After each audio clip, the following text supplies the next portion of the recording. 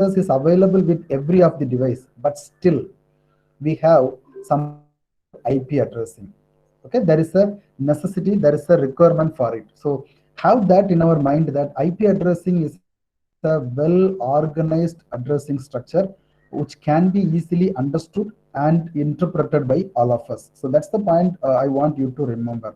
And when we talk about IP addressing, we need to talk many a times the conversion between decimal and binary. So I'm sure every one of you would be comfortable with the decimal to binary as well as binary to decimal. Just to recall um, whether we are able to do it, I'm going to give you some random number in the range of 0 to 255, and we are going to find out whether we are able to convert this into decimal into binary and the vice versa. So let me take an example of maybe 127. Okay, it's a random number which I have placed on the screen. This is in the decimal format because the number is ranging from 0 to maybe 9. So how can I convert this into binary? Now, at this place, at this time, wanted to give a word of caution. If you people are comfortable, if any one of you are very comfortable in converting decimal to binary, you can only listen to me. You need not take it to your heart, the conversion, because the way the methodology which I'm using may be different from what you know, and I do not want to interrupt into your thought processing and your knowledge, right? So you may just listen to me. Whether if it is comfortable, you can take it up. Otherwise, please stick with the methodology which you have adopted for the conversion of binary to decimal and the vice versa, right? So 127 is the decimal number, has to be converted into binary. And I also said these numbers will be in the range of 0 to 255. When you talk about the biggest number here is 255. And interestingly, in binary, this 255 can be represented by 8 digits in binary.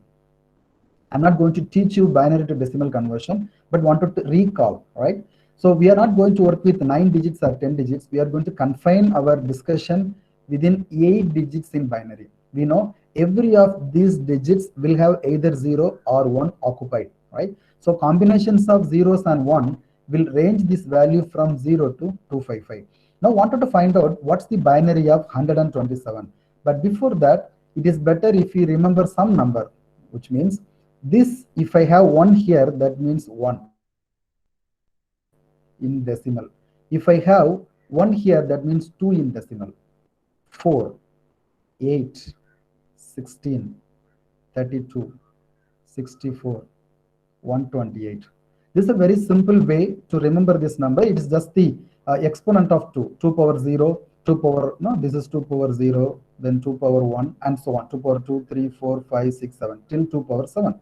So when you have got a number called 1 here, and every other place, in every other place you got 0, then this number is equal to 128 in decimal. Instead of this 0, if I have 1 here, now this is going to be 128 plus 8, that's 136, should be. It is 136. Okay, in case I have got 1 here, then you have to add this 4 as well, then it's going to be 140, right? So this we know it already. Now how are we going to convert this 127 into 1, 2, 3, 6, 7, 8? And this place is equivalent to 128, then 64, 32, and so on. The input given string which is given to me is 127. So when you got 127, if I place 1 here, that becomes 128, which means I have already crossed, I have already gone to a bigger number than 127, which means I cannot make any number here. I have to leave it. Instead of leaving it, I place a 0 here. All right. Then I come here. This number is equal to 64. If I place 1 here, that is equal to 64. That 64 is lesser than 127. So I place 1 here. Parallelly, what I do, I subtract 64 from 127. Apparently, this will give me 63. Right? Now I have to find out where I can place 63. I'll go to the next digit. Here I have already placed 1. So I go to the next one. You got 32. Okay, I place 1 here because that is smaller than 62. And I got 31 now. So I go to the next digit. You got 16. 16 is smaller than 31. So I place 1 here. Okay, 31 minus 16. I'll get 15. Then I go to the next digit. You got 8 here. 8 is smaller than 15. So I put 1 here. Subtract 8. You will get 7.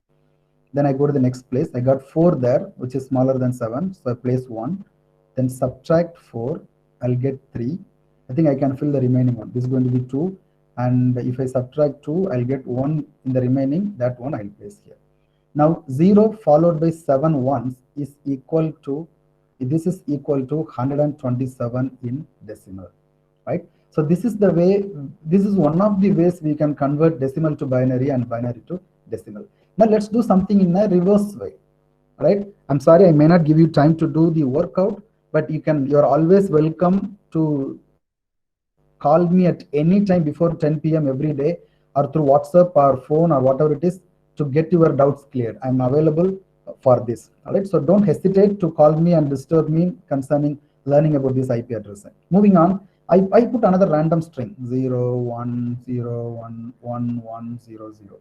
And I'm a bit cautious that I haven't exceeded 8 digits. 1, 2, 3, 4, 5, 6. Yeah, I got only 8 digits. Now this is in binary. By looking at, I can find out this is in binary. How can they convert this into decimal? This is again a very simple process, but probably in the reverse way of what we have done so far. So first one is 0, so I cannot do anything. Now I have 1 in the second digit from the most significant bit. All right, we have, when I got 1 here, go to the corresponding value which we have already thought in our mind. So I place 64 plus, I got 0 here, so I cannot talk about 32.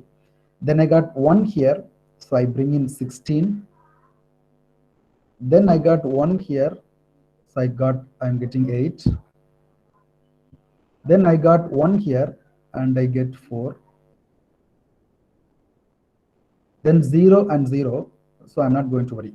So now 64 plus 16 plus 8 plus 4 will give me the decimal equivalent of this binary. 64 plus 16 is it going to be 80, 88, 92. Please forgive me if I am wrong in the summation. It should be right. 8 plus 4, 12 plus 6, 18, 22, 2 plus 1, 3. Yeah, it's 92. So this is 92 in decimal. Now we are comfortable in the conversion of binary to decimal, decimal to binary, right? So this is going to be very simple. If you are not comfortable, I would recommend you to practice by yourself a lot of things, right? Now let's get into the actual topic of IP addressing. When you talk about IP address, I'm always talking about IP address, IP version 4, right? Just to remind you. This takes the form of A, B, C, and D. This is the normal format. We call it as dotted decimal, right? So this is going to be dotted decimal. Very simple. You got dots in between. These all are decimal numbers. Hence, it is called as dotted decimal. Right. Let's zoom into one of the, we call it as octet because there are 8 digits in binary. So I am using a tool just to zoom in and find out what is happening here. So what's happening here? This A consists of 8 bits in binary. All right. That's the reason I was talking about only 8 bits so far. So all these octets are having 8 digits in binary, or in other words, I can use the word, they all are having 8 bits, right? So this A has got 8 bits, B has got another 8 bits, then C has got the third 8 bits, and the D has got another 8 bits. So 8 plus 8 plus 8 plus 8, 32. So IPv4 address is of 32 bits in size as against 128 bits in IPv6, right? So if somebody asks you what's the size of IP address, generally they mean IPv4. Unless it is specified explicitly, they mean IPv4. You can straight away say it is 32 bits in size, right? You also know the reason why it is in 32 bits in size, right? Now, when you look at the first octet, we have zoomed in and we have found it's all going to be combinations of zeros and ones. So when you got everywhere 0, all right, when you, all these values are going to be zeros or 1, I'll quickly write 0 or 1, 0 or 1, 0 or 1, 0 or 1, 0 or 1, 0 or 1, right?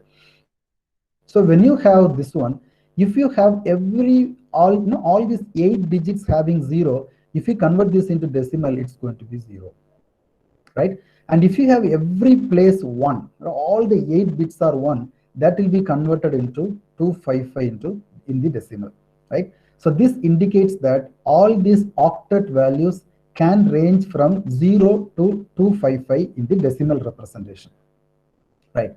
So at any moment, if somebody writes by mistake 256, then you can straight away say it is not a valid IP address. All right, so it has the range of 0 to 255. Please remember that, right? For administrative reasons, all these IP addresses are classified into different classes. All right. So what are the classes? You know that I'm just recalling: A, B, C, D, and E. So there are 5 different classes of IP address we have got. Now you should have a question, sir, why are they divided into different classes? I leave to you to learn by yourself. What's the necessity of having different classes? But let me tell you, how are we dividing them into different classes, right? So how are we classifying the IP addresses into different classes? Just by looking at the value of first octet. So this is the first octet. So the first octet defines the class of IP address, which means the value at the first octet defines to which class of IP the given IP address belongs to, right? So interestingly, let me write the range. This I know by heart, but I will explain to you how are we getting it. Class A ranges from 0 to 127. Moving on, class B 128 to 223. Anyone wanted to respond?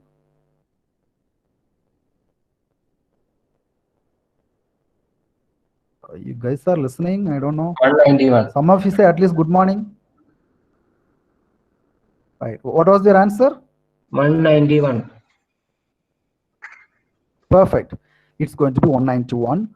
Moving to the class C, it's going to be 192 to 223.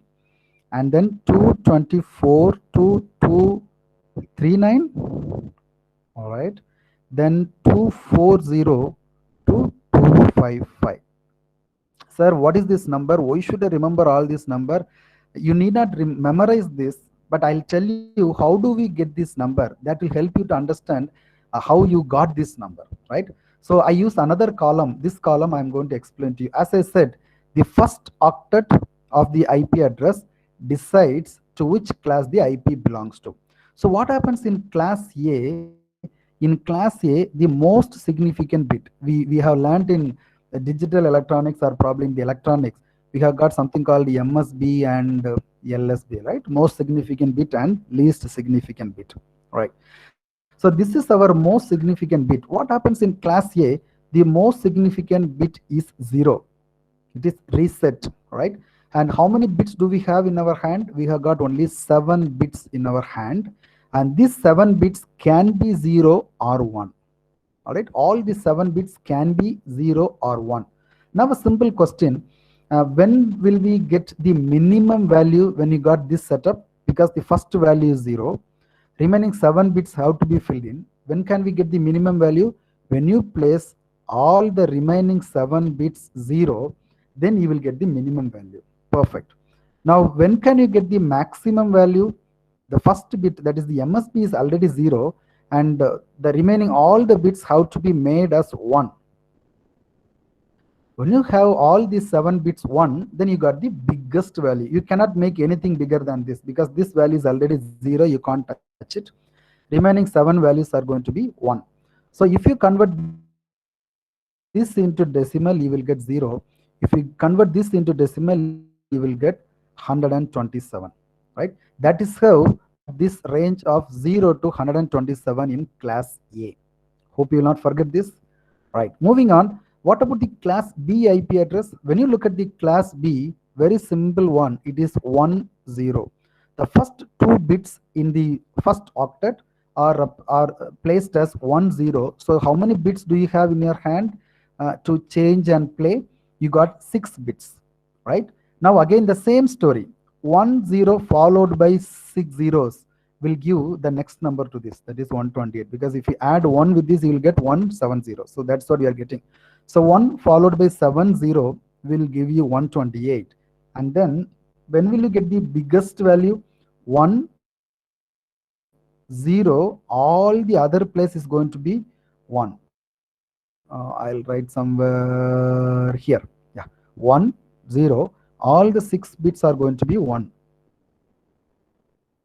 So if you convert this into a decimal value, you will end up in getting 191. That is the reason in class B you got the minimum value as 128, the maximum value is 191. Moving on, what about the class C? So I will go quickly. Class C is going to be 110 followed by how many? 5 digits? Yeah, followed by 5 digits. In class D, 1110 followed by 4 digits. And in class E, as you expected, 1111 followed by 4 digits, right? So if you could remember this at any moment, even if you are confused with the numbers, the from number, the first number and the last number, this confusion comes in, you can do your calculation by yourself and find out which class this IP belongs to, right? So let me write some 2-3 sample IP addresses, and you guys can please unmute yourself and give the response which class this IP belongs to. Okay, just a quick recall, nothing more. So I write like this: 72, 81, 45, 10. Which class this IP belongs to? Class A, sir. Class A, right? If I add 1 here, Class B. Class B. class B. All right, and I add 1 here. Invalid. Yes, perfect. So this is an invalid IP because the number should be 0 to 255, but it has crossed. It is falling out of the range of 0 to 255. It is the 811. So this is an invalid IP. But in case you got 181 here, instead of adding 1 here, if I have placed 181, still it remains class B. Please remember, only this person decides the class the IP belongs to. All right. So we have talked about the different classes of IP address and how are we classifying the IP address, right? Moving on, let's learn something more about these different classes of IP. I write again here A, B, C, D, and E. Before that, wanted to tell one thing. When you talk about the class D and class E, class D IP addresses are called as multicast IP addressing. All right. So whatever IP which starts from 224 dot and then 225 dot or 226 dot and so on, they all are called as multicast IP addresses. So the learners who are interested to know about multicast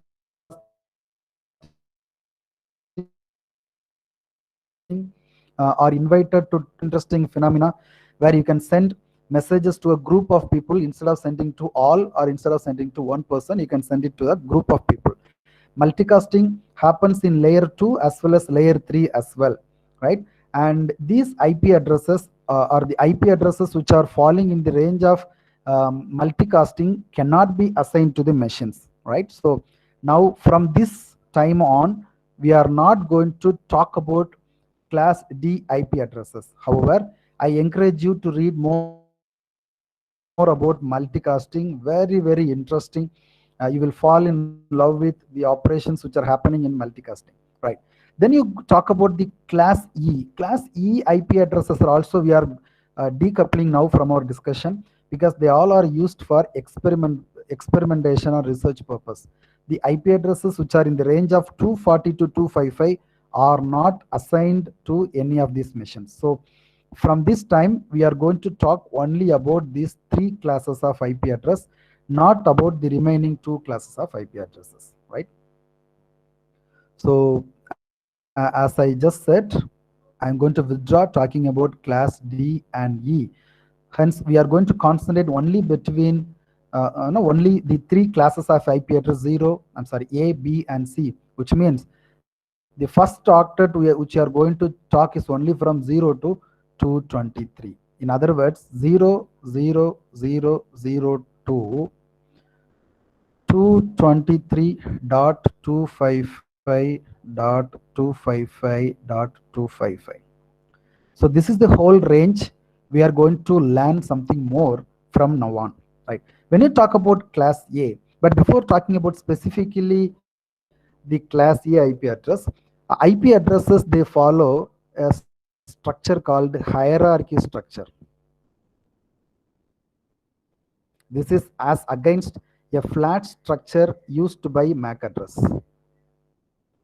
MAC addresses are using the flat structure, IP addresses are using the hierarchy structure. And anyway, this we will not talk now. So when you talk about hierarchy, what is that? There are levels. Okay, let me say this is level 0 and this is level 1. Think of your binary tree or trees, right? So you have got level 0 and then multiple level 1s, and from that you have got level, sorry, this is also going to be level 1, and then you have got level 2, then level 3, and so on. But interestingly, in IP address, you got only 2 levels. At least, no, it makes our life a little easier instead of going on creating levels. So it has got 2 levels. The levels are network portion and host portion. Very, very simple to remember. Network. Okay, spelling is right. Network portion and the host portion. At this time, I would like to take an analogy of your register number. Okay, I write a random register number not to denote anyone specifically. Let me say URK 20CS1001. Okay, so this is a typical register number which is used in the Department of Computer Science of Karunya, right? So this follows a hierarchy structure. What do you mean by the hierarchy here? If you look at the register number, it can be UR.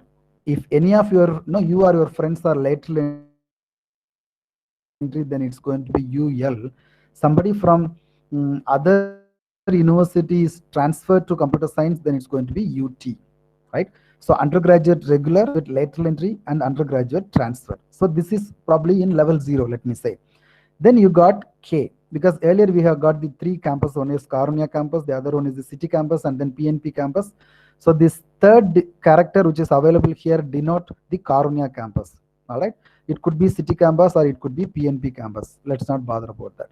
So in K, it's going to be 20. 20 talks about the year of admission. Somebody could be 21, somebody might be 19 or 18, and so on. So this is going to be the year of admission. And then we have got CS. If it is electronics and communication department, that could be EC. If it is civil engineering, could be civil engineering, and so on. And then if it is computer science and engineering, it is 1. If it is computer science and engineering specialization in data analytics, that's going to be 2. This is going to be 2. Otherwise, it's going to be 3 if it is AI specialization. Then you got 001, 002, and so on. These all are the index numbers. Right? So the combination of the mixing of here URK 20 CS and then 1001. So this is actually making one of the IP address. Now we have got the various levels, right? So this is what hierarchy mean. But interestingly, when you talk about our IP address, thankfully we don't have such hierarchy. We got only network and the host portion. So I'll write here, when you talk about the A, B, and C, 3 classes of IP address. Class A has got the first octet for network, and the remaining 3 octets are for the host. Moving on to class B, first 2 octets are for network, and the remaining is going to be for the host. So this is normally 50-50. Then in class C, it is network, and host, right? So apparently, how many bits are available with the network? It is 8 bits. How many bits are available with network in class B? 8 plus 8, 16 bits. And if you continue the calculation for class C, it's going to be 24 bits. So how many number of bits are available network defines how many networks can be created. Similarly, how many bits are available with the host defines how many host addresses can be created. Don't worry if it is above your head for some of you. We are here to learn this in detail. So I add the column here and I write the title as number of networks. Right. So before going to the calculation, I just wanted to explain to you one more point. Suppose you have got 2 bits for the, you have got 2 bits with you. Okay. Suppose you have got 2 bits with you, right? So when you have got 2 bits, probably like this. When you got 2 bits, how many numbers can you create in the binary? I repeat my question. You got 2 digits in binary, or in other words, you have got 2 bits. So how many numbers can be created? 0, 0, 0, 1, 1, 0, 1, 1. You can create 4 unique numbers. I just extend it to 3 bits. You got 3 bits like this. So when you got 3 bits, how many unique numbers can be created? 0, 0, 0, 0, 0, 1, 0, 1, 0, 0, 1, 1, then 1, 0, 0, 1, 0, 1, 1, 1, 0, 1, 1, 1. So there is total of 8 numbers, right? So the number of digits which are available, or number of bits which are available, helps you to create different or variety of numbers. So if you write, if I write this in as a generic way, suppose I have got n bits. How many numbers can I create? It's going to be 2 power n. If I got 2 bits, it's going to be 4. If I got 3 bits, it's going to be 8. If it's going to be 4, it's going to be 16, and so on. So when you have got n bits, you can create 2 power n. Now let's come back to our question. Okay, my question is, how many networks can be created by class A? The meaning is, how many unique numbers can be created for the network portion? We all know the network portion has got 8 bits. Okay, so the number of networks is going to be 2 power 8. Okay, don't write it as it is, because I need to tweak this number. I'll come back. Okay, moving on. When you go to the class B, how many numbers can you create? You got 8 plus 8, so you can create 2 power 16 number of networks. Then you go to the class C, it's going to be 8 plus 8 plus 8. It is going to be, number looks correct. All right, which means by using class A, or in class A, you can create 2 power 8 unique network addresses. And for B, it's going to be 2 power 16, and 2 power 24 is for class C. But does it signify correctly? Something goes wrong, apparently. What is that? Look at the class A in the first octet. Though we have got 8 digits, do you remember in one of the pages we saw, I think in section 2, we saw in class A, the first octet is 0. All right, first octet cannot be changed. You got only 0 there, right? Which means when you come to the calculation, the first octet, first, that is the significant bit is already 0. So what do you have? You have got only 0,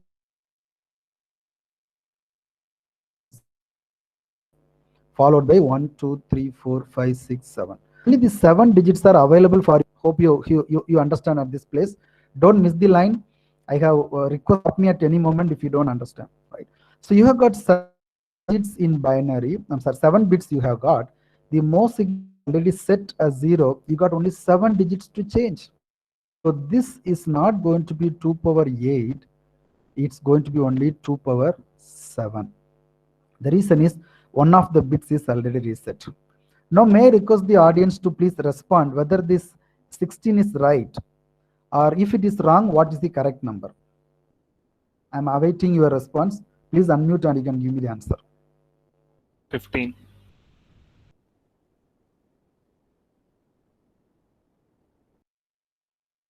Okay. I'll wait for a few. One of the answers is 15.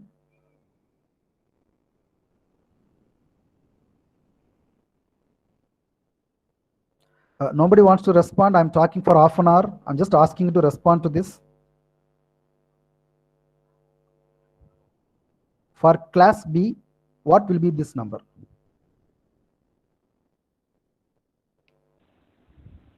15. I'm sure. Yes?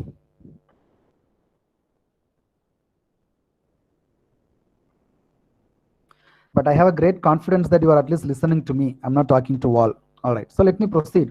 When you look at class B, okay, to I do not know who has responded. I'll look at the recording anyway to see who has responded. You have said 15, but unfortunately, this needs to be tweaked. Okay, 15 is not the perfect 14. answer. I'll tell you what would be the answer. So when you look at class B, okay, you have got these two octets available for network portion, apparently 16 bits. But look at what's happening in class B. In class B, first two bits, the most significant bits are set as 1 or 0, which means two of the digits are, you cannot change it. So how many bits are remaining? 14. 14. Perfect. All right, it's going to be 14. So the number of can be created in class B is 2 power 14.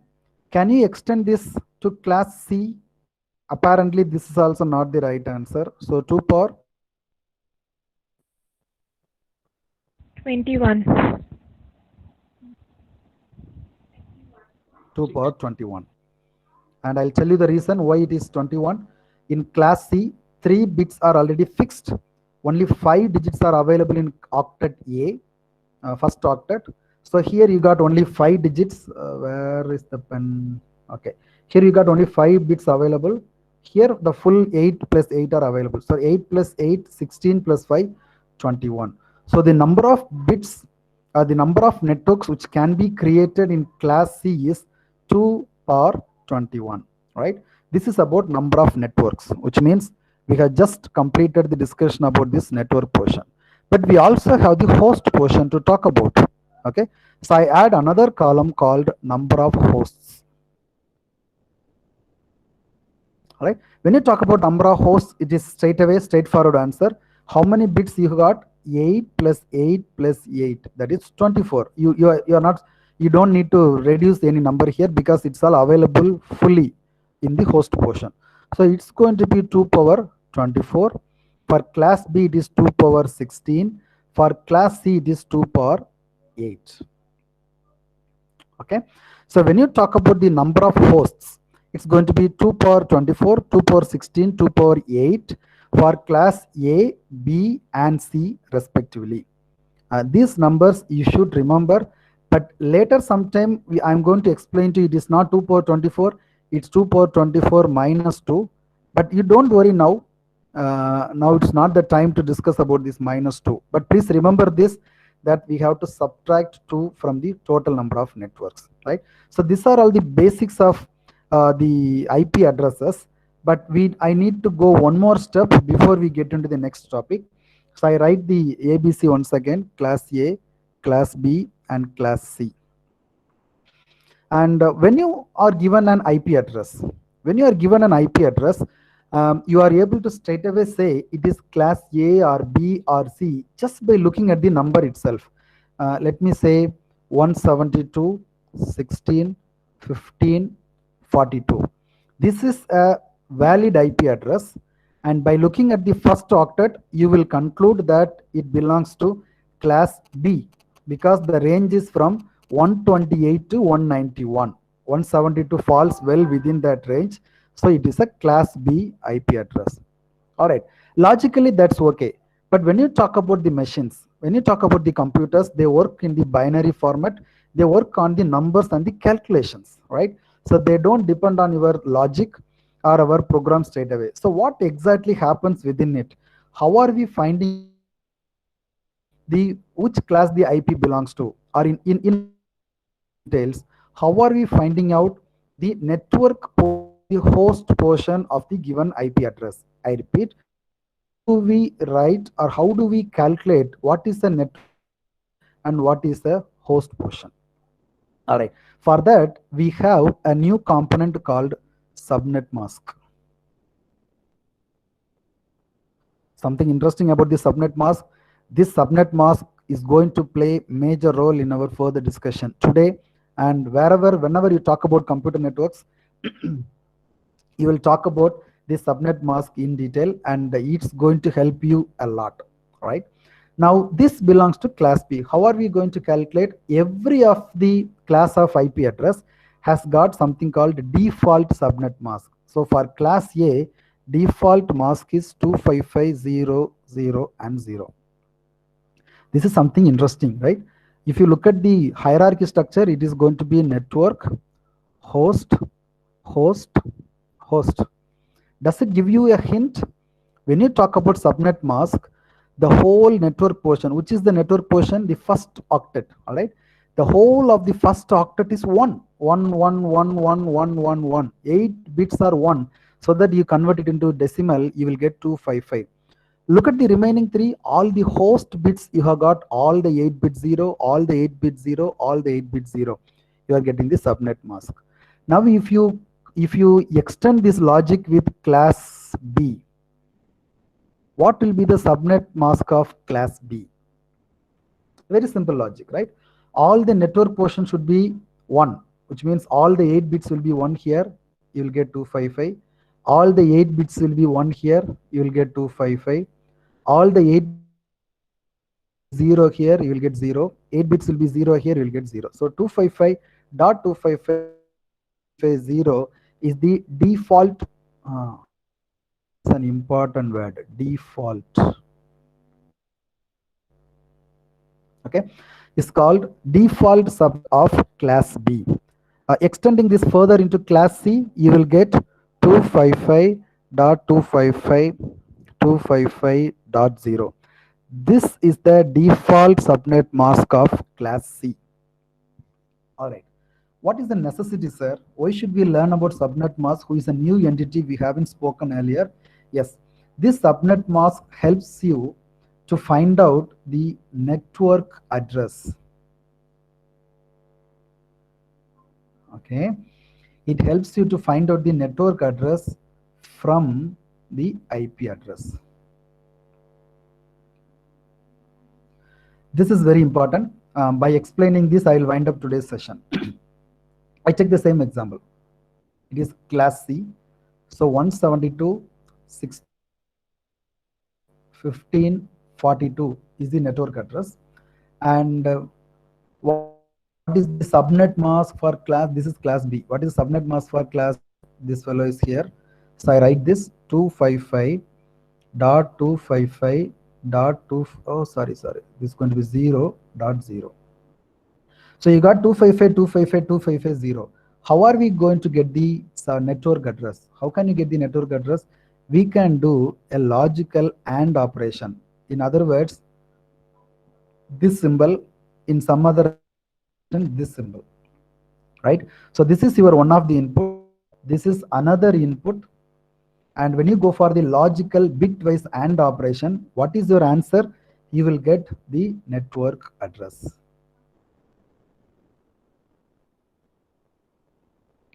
Right.